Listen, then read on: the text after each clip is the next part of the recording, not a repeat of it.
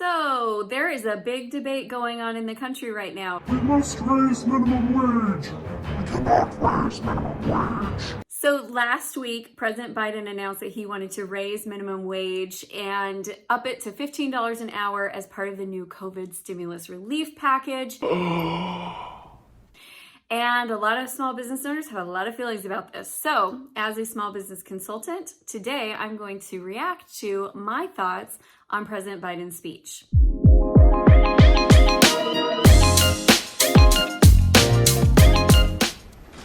Good afternoon, folks. Vice President Harris and I just received a briefing from our economic team, and we remain in. First of all, I will say that I do like Joe Biden. I have enjoyed his speeches. I think that he has a great, I like the way that he is kind of calming some troubled waters and he's uniting in the words that he says. So this is, my response to this has nothing to do with my feelings personally about Joe Biden. Also, because let's just get this out of the way, because I know what's going to happen. No matter what I say, some people will be like, yeah, you got it all about that. And some people will be like, you're the worst and I hate your politics.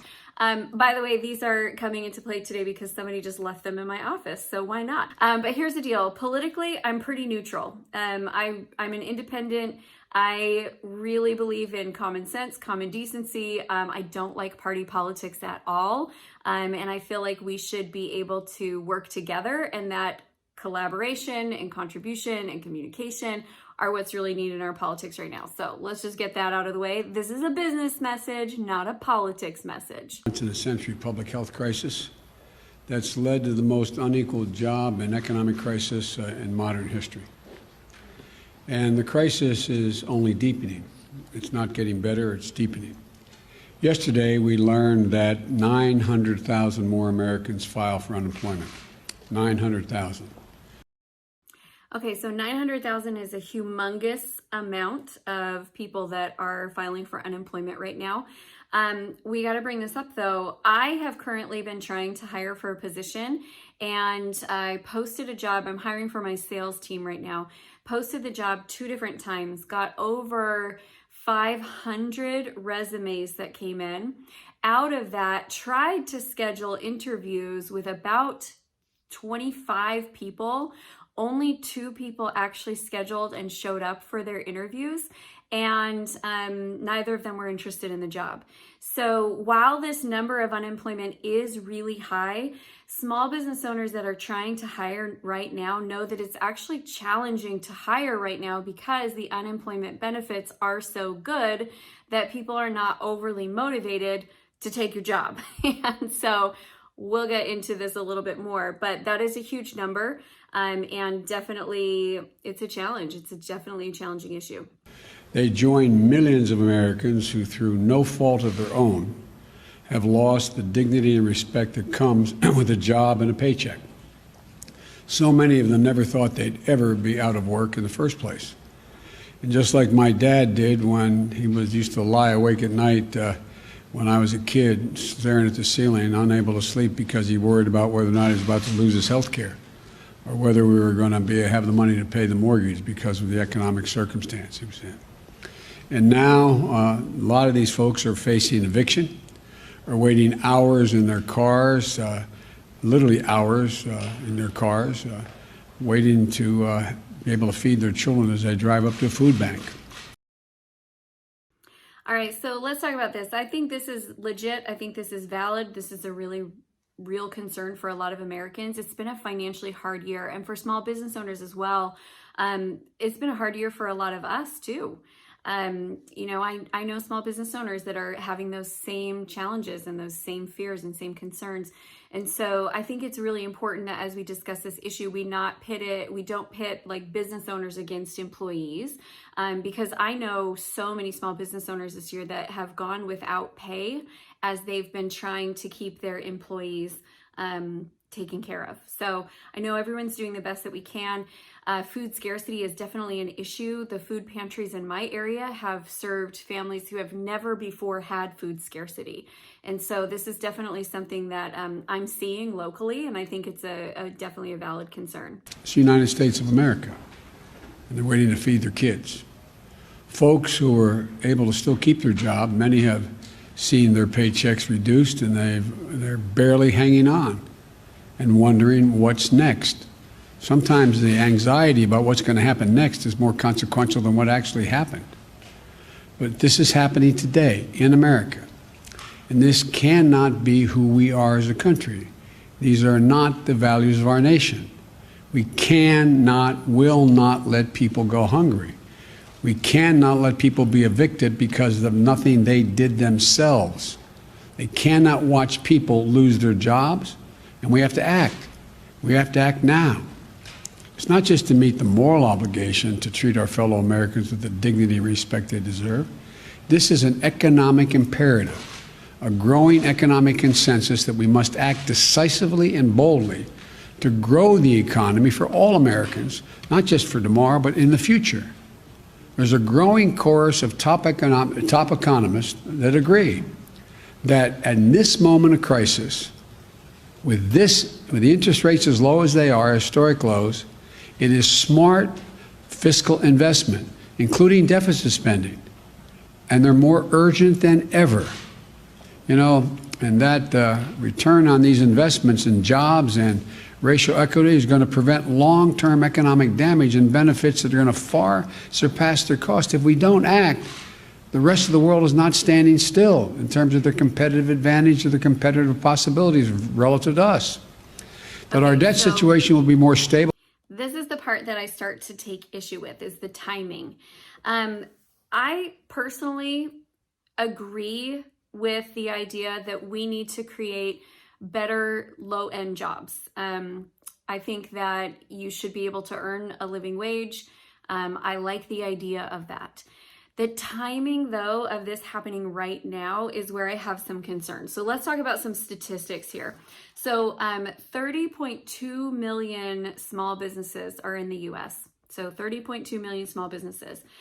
99% of all businesses in the US are small businesses. Now, I know that small business is considered by the federal government something crazy like under 25 million a year. I can't remember what the designation is, but that's not really who I'm focused on. Who I'm focused on are the 86.3% of small business owners who earn less than $100,000 per year, and only 40% of small businesses are even profitable.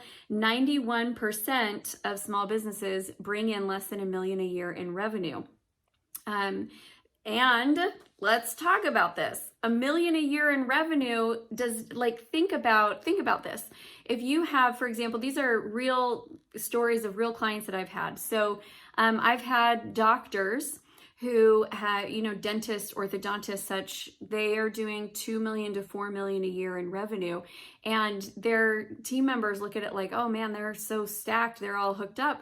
But the reality is that it's not like the business is that profitable. Their profit margins, even though they're good and they make a good wage, it's not like they are multimillionaires from running a $2 million a year practice. The vast majority of that goes out in payroll and insurance and in supplies and in rent and in electricity, and just they have a lot of business expenses. So when we look at a business owner, if we look at this, and this is an accurate fact, which I believe it to be true, that 91% of the small businesses earn less than $1 million a year. Their profit margin is not super high. Somebody who runs a $100,000 business, like they do 6 figures in revenue, actually their profit, they're probably earning more like $60,000 a year in profit. If they're doing, $250,000 a year in sales, their profit is probably, hopefully at $100,000 in profit. Like there's this space of growth in there where your expenses are growing, but your profit margin isn't necessarily growing in accordance, because when you grow, it's like you need to hire more people. And so there's this cash-strapped place that so many small business owners are in.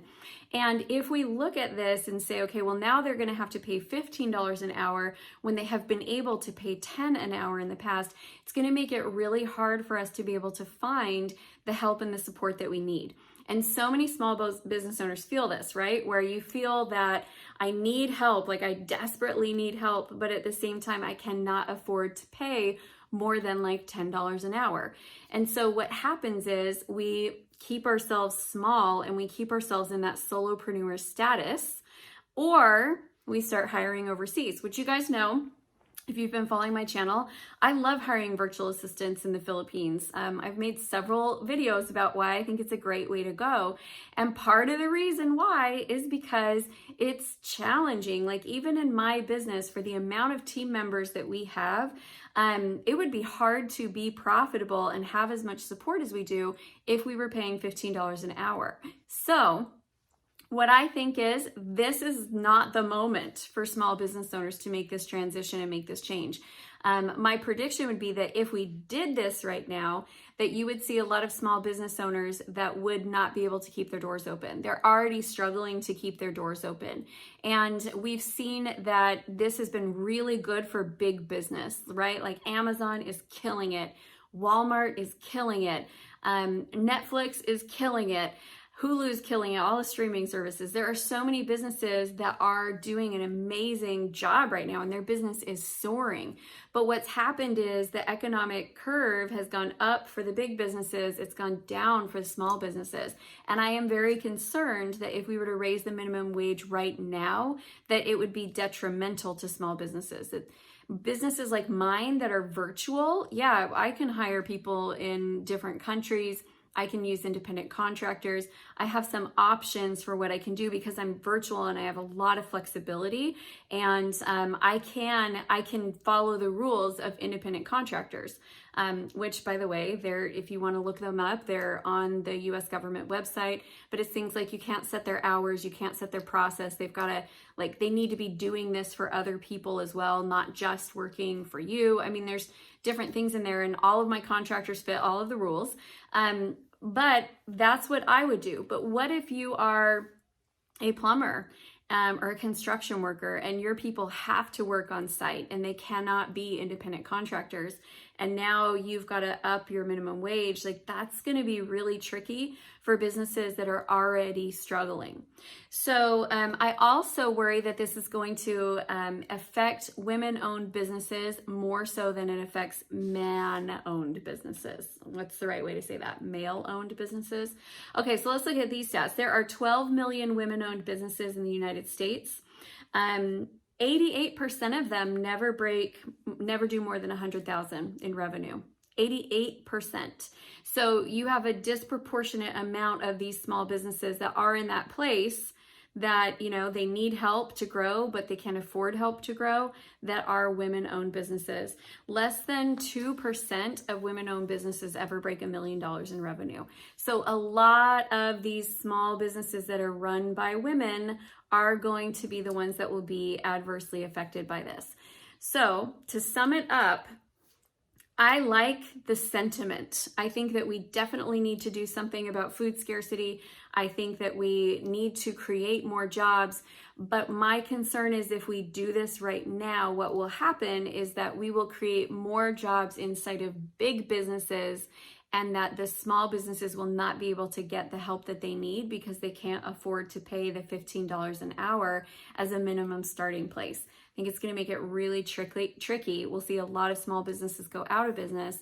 And the reality is small business is what fuels our economy right now. So I think this is the moment to look at how can we make things better for small business owners, and allow us to be able to work towards this with a longer trajectory for making that change. Like, for example, if I knew that I had 1 year to be able to get to the point where I needed to pay $15 an hour for everybody, that would be a lot easier to manage than being in the middle of a pandemic, trying to keep business afloat, and, realizing that now we have to pay more than we can afford to pay. And I would have to, you guys, I'm thinking of real business owners with real specifics that we've talked about. They're going to have to go through their teams and look at who stays and who goes.